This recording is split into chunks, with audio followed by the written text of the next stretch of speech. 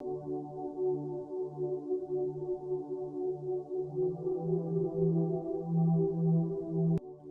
एक गांव में कुल्फी का ठेला लगाता था। अमन और उसकी पत्नी सुधा दोनों सुबह जल्दी उठकर कुल्फी बनाने की तैयारी करने लगते और दोपहर तक कुल्फी जम जाने पर अमन उसे गली गली बेचने निकल जाता था। उनकी एक छोटी सी बेटी थी काव्या। एक दिन अमन के जाने के बाद सुधा ने काव्या से कहा, बेटी देख, तेरे पिता कितनी मेहनत करते हैं। सुबह सवेरे कुल्फी लेकर जाते हैं और शाम तक गली गली घूमकर बेचते हैं। हम ये चाहते हैं कि तू पढ़ लिख कर बड़ी अफसर बन जाए। माँ, मैं जानती हूँ पिताजी बहुत मेहनत करते हैं। मैं बहुत मेहनत से पढ़ाई करूँगी ताकि जल्दी से जल्दी आपका और पिताजी का हाथ बटा सकूं। बेटी की बात सुनकर सुधा बहुत खुश हुई। इसी तरह कुछ समय और बीत गया। एक दिन सुधा घर पर काम कर रही थी, तभी किसी ने दरवाजा खटखटाया। अरे कल्लू भाई साहब, क्या बात है? बड़े परेशान लग रहे हो। अरे भाभी, अमन के ठेले को किसी ने टक्कर मार दी है। कुल्फी का ठेला पूरा पलट गया। साथ में अमन की हालत बहुत ही खराब है। उसे अस्पताल ले गए हैं। आप जल्दी चलो। सुधा जल्दी से अस्पताल पहुंच जाती है। सुधा, मुझे लगता है मैं नहीं बचूंगा। तुम काव्या का ध्यान रखना। उसे पढ़ा लिखा कर अफसर बनाना। कुछ देर बाद अमन का देहांत हो जाता है। सुधा और काव्या दोनों अकेली रह जाती हैं। इसी तरह कुछ दिन शोक में बीत जाते हैं। बेटी, अब मुझे कुछ काम ढूंढना होगा, तभी गुजर बसर हो पाएगी। तू घर पर बैठकर पढ़ाई कर, मैं बाहर से आती हूँ, शायद कोई काम मिल जाए। सुधा काम की तलाश में भटकती रहती है, लेकिन उसे कोई काम नहीं मिलता। अगले दिन काव्या सुधा से कहती है, माँ, तुम तो बहुत अच्छी कुल्फी बना लेती हो, तो कुल्फी बनाकर बेचना शुरू करो। तुम्हें तो केवल यही काम आता है। लेकिन बेटी, बेचने का काम तो तेरे पिताजी करते थे, मैं कैसे बेचूंगी? कोई बात नहीं माँ, हम दोनों कुल्फी बेचने चलेंगे। आप कल से कुल्फी बनाना शुरू करो। लेकिन कुल्फी बनाने के लिए दूध और बाकी सामान कहाँ से आएगा? कल मैं दूध वाले से उधार ले आऊंगी, बाद में चुका देंगे। अगले दिन काव्या दूध लेने जाती है, लेकिन दूध वाला उधार देने से मना कर देता है। वह निराश होकर घर की ओर चल देती है। तभी उसे रास्ते में एक लड़का मिलता है। अरे बहन, इतनी परेशान क्यों हो? कुछ नहीं भैया, मैं उधार दूध लेने गई थी, लेकिन दूध वाले ने दूध देने से मना कर दिया। बस इतनी सी बात? ये लो, ये दूध ले लो। मैं तो खीर बनवाने के लिए ले जा रहा था। तुम ये दूध उधार ले लो और साथ में शक्कर और मेवे भी ले लो। लेकिन मुझे तो कुल्फी बनाकर बेचनी है, मैं उसके बाद ही इसके दाम दे पाऊंगी। कोई बात नहीं, तुम ले जाओ। और दूध चाहिए हो तो कल यहीं पर आ जाना, मैं उधार दे दूंगा। काव्या सारा सामान लेकर घर पहुंच जाती है। वह सुधा को सारी बात बता देती है।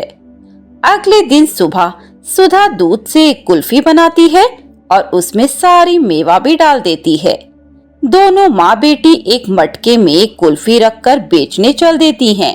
वह गांव के चौराहे पर एक पेड़ के नीचे बैठ जाती हैं। सुबह से दोपहर हो गई, एक भी कुल्फी नहीं बिकी। अब क्या होगा? चिंता मत करो माँ, शाम तक बिक जाएगी। तभी एक औरत कुल्फी लेने आती है। वह सुधा से कुल्फी लेकर खाने लगती है। यह कुल्फी तो बहुत बढ़िया है, मैंने तो आज तक ऐसी कुल्फी नहीं खाई। तुम यहीं रुको, मैं सबको बुलाकर लाती हूँ। कुछ ही देर में सुधा की सारी कुल्फी बिक जाती हैं। सभी कुल्फियों की बहुत तारीफ करते हैं। काव्या उसी जगह पहुँच जाती है जहाँ वह लड़का मिला था। आ गई बहन, मैं तुम्हारा ही इंतजार कर रहा था। भैया, ये अपने पैसे ले लो। वो बाद में ले लेंगे, पहले तुम ये दूध ले जाओ। जब तुम्हारा काम अच्छे से चल जाए तो पैसे दे देना, अभी रख लो।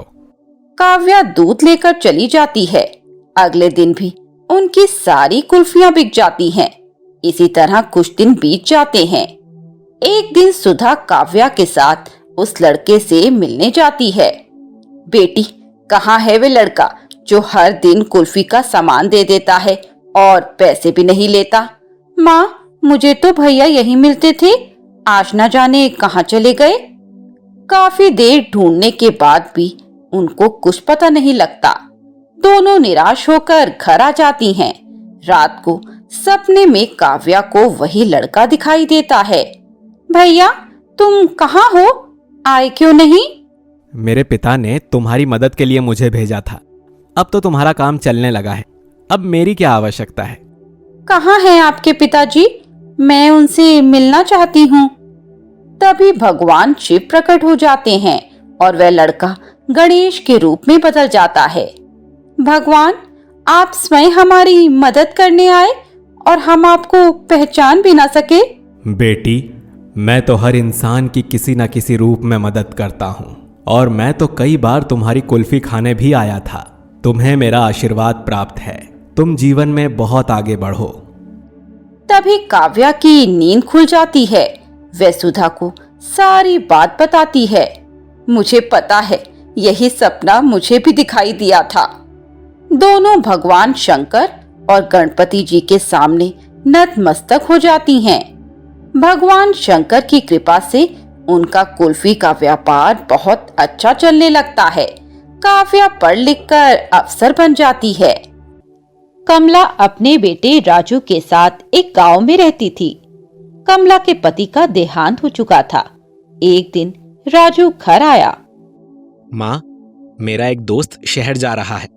उसने कहा है कि वहां मुझे भी काम पर लगवा देगा। अगर तुम कहो तो मैं कल ही शहर चला जाता हूँ। नहीं बेटा, शहर मत जा। मैं और तू मिलकर यही छोटी मोटी मजदूरी करके गुजर बसर कर लेंगे।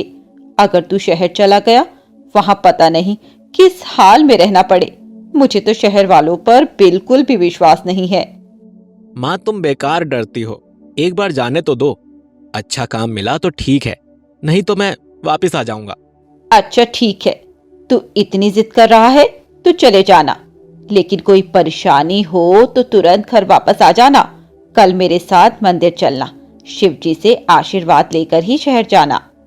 अगले दिन दोनों मंदिर जाते हैं। कमला भगवान शिव के सामने बैठकर कहती है, भगवान भोलेनाथ, हमारा आप ही एक सहारा हो। मेरे बेटे को आशीर्वाद दो कि यह शहर में अच्छे से रहे। राजू मंदिर से सीधा शहर चला जाता है। एक महीने बाद एक दिन कमला गांव में किसी काम से जा रही थी। तभी उसे राजू का दोस्त मोहन मिला। माँ जी, मैं तो आपके ही पास आ रहा था। राजू को शहर में नौकरी मिल गई है, वो ठीक है, आप चिंता ना करें। यह सुनकर कमला बहुत खुश हुई। अब वह दिन रात भोले बाबा से राजू के लिए प्रार्थना करती रहती थी। इसी तरह समय बीत रहा था। राजू कभी कभी पैसे भेज देता, लेकिन कुछ समय बाद राजू की खबर मिलनी बंद हो गई, साथ ही पैसे भी आने बंद हो गए। एक दिन कमला को गांव में मोहन दिखाई दिया। मोहन, तू शहर से कब आया और राजू कैसा है? माँ जी, मैं आपके घर आने ही वाला था, लेकिन हिम्मत नहीं हो रही थी। माँ जी, राजू बहुत परेशान है। उसकी नौकरी छूट गई है। उसके बाद वो अपना काम करना चाह रहा था। उसके लिए उसने कुछ कर्ज ले लिया। अब कर्ज ना चुकाने की वजह से वो लोग उसे कहीं जाने भी नहीं दे रहे हैं। इसी कारण वो घर नहीं आ पा रहा है। यह सुनकर कमला के होश उड़ गए।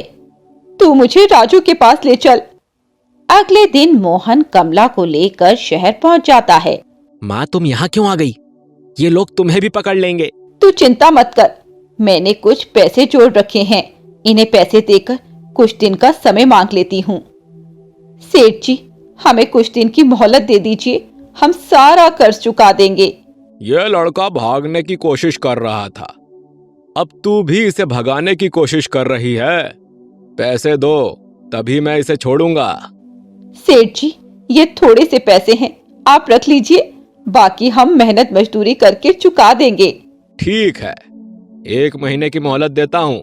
कमला और राजू पैसे देकर बाहर आ जाते हैं। उन्हें कुछ समझ नहीं आ रहा था कि अब वे क्या करें। तभी वहां पर एक बुजुर्ग आए और उन्होंने कहा, आप दोनों बहुत परेशान लग रहे हो, क्या बात है?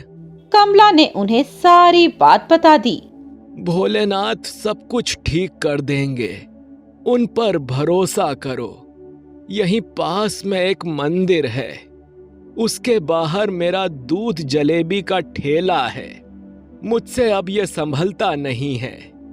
अगर तुम चाहो तो वहां काम कर सकते हो। बाबा, मुझे जलेबी बनानी आती है, आपकी बड़ी कृपा होगी। तीनों मंदिर के पास पहुंच जाते हैं। बुजुर्ग बाबा उन्हें सब समझाकर चलने लगते हैं। तुम मन लगाकर काम करो, जो भी कमाई होगी उसमें 3 हिस्से होंगे। 2 हिस्से तुम्हारे और 1 हिस्सा मेरा। मैं हर महीने आकर अपना हिस्सा ले जाऊंगा। राजू और कमला बहुत मेहनत से काम करने लगे। मंदिर के बाहर लोग दूध जलेबी खाने लगे। उनका काम बहुत अच्छा चलने लगा। उन्होंने वहीं पास में एक छोटा सा घर भी किराए पर ले लिया। इसी बीच कुछ गरीब भी आते थे जो भूखे होते थे। उन्हें कमला बिना पैसे दूध जलेबी खिला देती थी। इसी तरह 1 महीना बीत गया। एक दिन रात के समय दोनों माँ बेटे सामान समेट रहे थे, तभी उन्हें पीछे से आवाज सुनाई दी, हमें भी दूध जलेबी खिलाओ। कमला ने देखा तो वही बुजुर्ग खड़े मुस्कुरा रहे थे। राजू ने उन्हें दूध जलेबी दी। उसे खाकर उन्होंने कहा, ये तो बहुत स्वादिष्ट है। तुम तो मुझसे भी अच्छी जलेबियां बनाती हो। बाबा, आपके कारण हमारा काम बहुत अच्छा चल रहा है। मैं अभी आपका हिस्सा देती हूँ, मैंने अलग से रख रखा है।